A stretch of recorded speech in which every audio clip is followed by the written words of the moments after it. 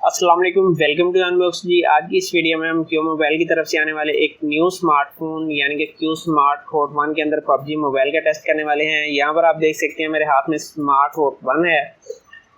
PUBG mobile को मैंने play किया हुआ है। सबसे पहले पबजी ग्राफिक्स की बात कर ली जाए तो इस फोन के अंदर आपको दो फ्रेम रेट मिलेंगे, लो और मीडियम के। दोनों फ्रेम रेट में आपको ग्राफिक्स मिल जाएगी स्मूथ और बैलेंस की। इससे ऊपर आप नहीं खेल सकते। तो चलते हैं गेम में।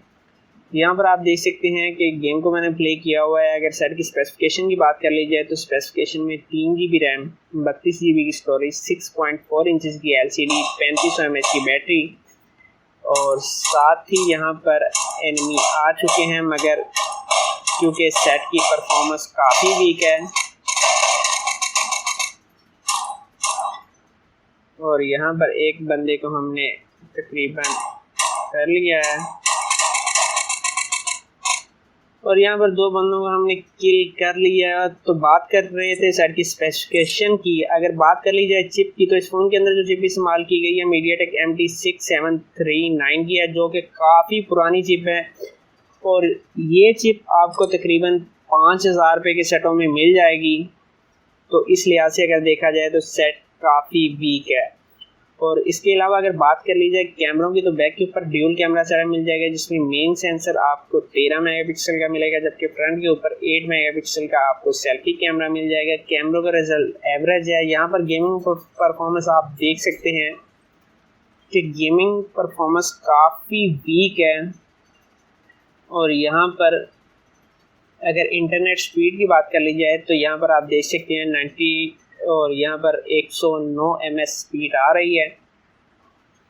मगर गेम का रिजल्ट आपके सामने है। वीडियो को ज़्यादा लंबा नहीं करेंगे, कोशिश करेंगे 5 मिनट के अंदर अंदर वीडियो को मुकम्मल कर दिया जाए। अगर इसके चार्जिंग टाइम की बात कर ली जाए तो अभी तक मैंने सिर्फ एक मरतबा इस डिवाइस को 0 to 100 चार्ज किया है, जिसको चार्ज होने में इस फोन ने तकरीबन 4 घंटे का टाइम लगाया, जो कि मेरे हिसाब से ज़्यादा नहीं, काफ़ी ज़्यादा है, क्योंकि 3500 mAh की बैटरी है।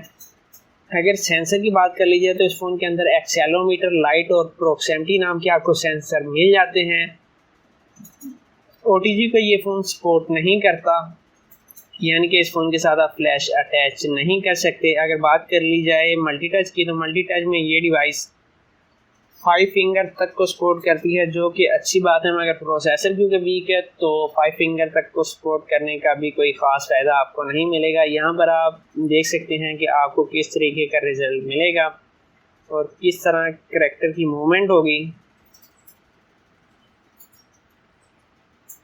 और अगर बात कर ली जाए हीटिंग की तो हीटिंग का इशू भाई मौजूद है, क्योंकि प्रोसेसर काफ़ी वीक है। और अभी तक मैंने जितनी भी डिवाइसेस में इस चेक किया है ये चिप हीट अप होती है, जैसा कि टेक्नो की तरफ से आने वाला 4 था गालबन। इसके अलावा टेलीनॉर की तरफ से आने वाला इन्फिनिटी i5 था। इसके अलावा मेरे ख्याल में इन्फिनिटी i4 के अंदर भी यही चिप इस्तेमाल की गई है। काफ़ी हल्की चिप है और ये एंट्री लेवल फ़ोन्स के अंदर होती हैं, जिसकी वजह से ये सेट हीट अप होते हैं और इस वक्त भी ये सेट हीट अप हो चुका है। चार्ज होने में डिवाइसेस काफ़ी टाइम लेती हैं क्योंकि चिप काफ़ी पुरानी है। और जैसा कि कुछ बंदे मुझे कहते हैं कि आप क्यू की काफ़ी ज़्यादा हमायत करते हैं, तो भाई मैं क्यू की हमायत उसी टाइम तक करता हूं जब तक मुझे लग रहा हो कि यह डिवाइस अच्छी है, ये डिवाइस बेकार है। तो भाई मैं कह रहा हूं कि यार डिवाइस काफ़ी हल्की है, 3 GB रैम होने से कुछ नहीं होता। अगर प्रोसेसर के अंदर जान नहीं होगी तो आपकी रैम कुछ नहीं कर सकती। इस फ़ोन के अंदर भी यही सीन है। 3 GB रैम तो दे दी है मगर परफॉर्मेंस बिल्कुल बेकार है, जो कि आपको नज़र भी आ रही है क्योंकि चिप काफ़ी हल्की है। और मैंने किसी न किसी तरीके से अभी तक 5 किल किए हैं।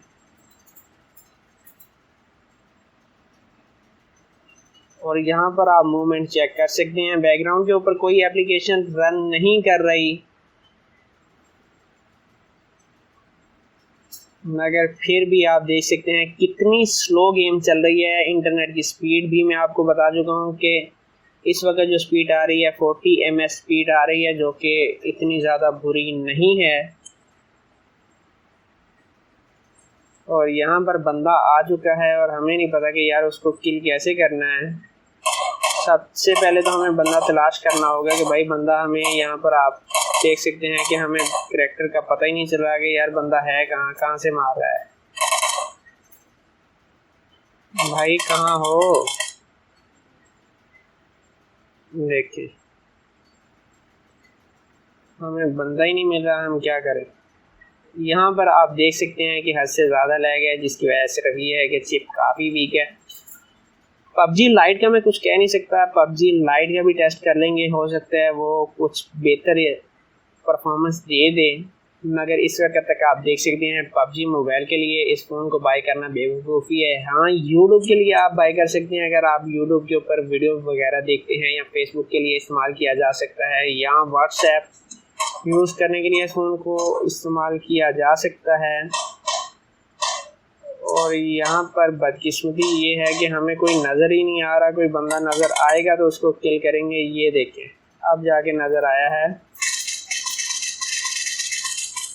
और एक किल हमारे खाते में और हो चुका है।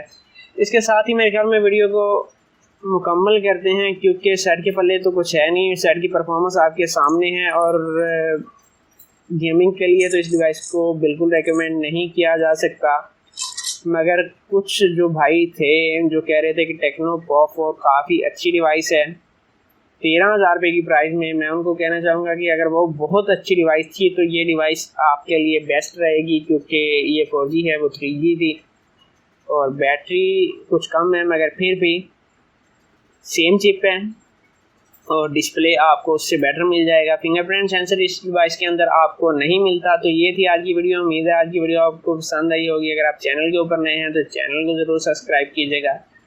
अपना बहुत सारा ख्याल रखिएगा, मिलते हैं अगली वीडियो में, इजाज़त दीजिए, अल्लाह हाफिज़।